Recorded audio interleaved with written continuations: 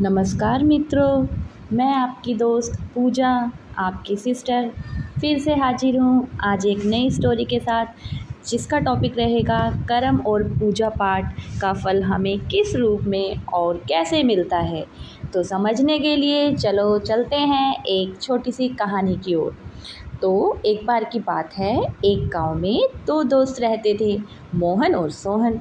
जो मोहन था वो रोज़ सुबह उठकर भगवान का नाम लेता, पूजा करता और ईमानदारी से सारे दिन अपना काम करता।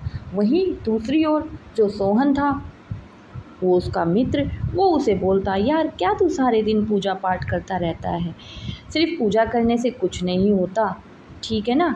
मुझे तो तुरंत और धन और दौलत चाहिए, इस पूजा पाठ के चक्कर में पड़ा रहा तो मैं कभी कुछ कमा ही नहीं पाऊँगा।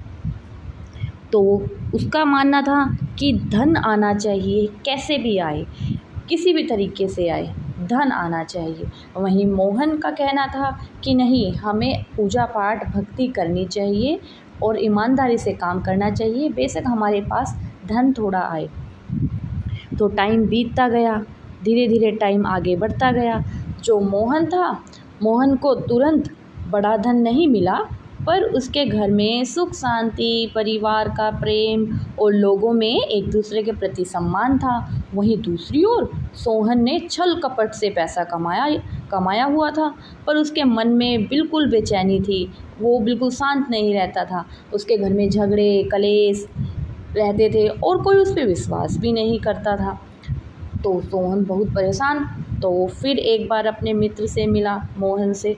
तो उसने मोहन को बोला कि मोहन यार, मेरे घर में कोई सुख शांति नहीं रहती, बरकत नहीं रहती, अंदर बेचैनी रहती है, इतना पैसा आता है पर समझ में नहीं आता कहाँ जाता है, घर में बीमारियां हैं।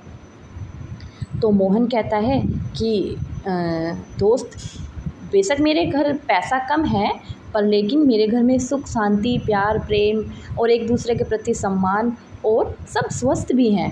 तो वहीं सोहन को फिर अपनी बात याद आई जो उसने उसे बोली थी। तो वो कहता है, यार तू सही कह रहा था कि खाली धन दौलत कमाने से कुछ नहीं होता, हमें साथ के साथ भगवान पे भी भरोसा रखना चाहिए और पूजा पाठ भी करना चाहिए।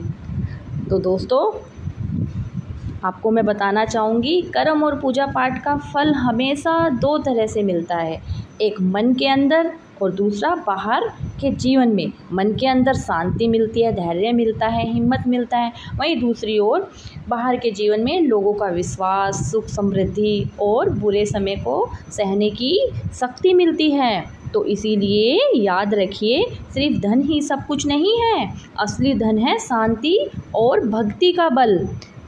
तो दोस्तों, भगवान के दरबार में देर हो सकती है, पर लेकिन अंधेर नहीं हो सकता। इसीलिए कर्म भी करो और भक्ति भी करो, फल अपने आप सुंदर रूप में कहीं ना कहीं, किसी ना किसी रूप में मिल ही जाएगा। तो दोस्तों, इस स्टोरी को हम यहीं पे विराम देते हैं और मैं आपसे बोलना चाहूँगी कि क्या कहते हैं, हमें हमेशा जो भक्ति होती है वो मन को शांति देती है और जो हमारे कर्म हैं वो जीवन को सफलता देते हैं। तो हमें दोनों को अपने जीवन में साथ साथ लेके चलना चाहिए, हमें किसी एक को आगे नहीं बढ़ाना चाहिए, दोनों अपनी जगह बिल्कुल बराबर हैं। तो हम विराम लेते हैं इस स्टोरी में और फिर कल दोबारा मिलेगी आपकी दोस्त, आपकी सिस्टर, दोबारा से मिलेगी आपकी शुभचिंतक। तो मुझे अलविदा दीजिए। थैंक यू, धन्यवाद, जय श्री कृष्ण।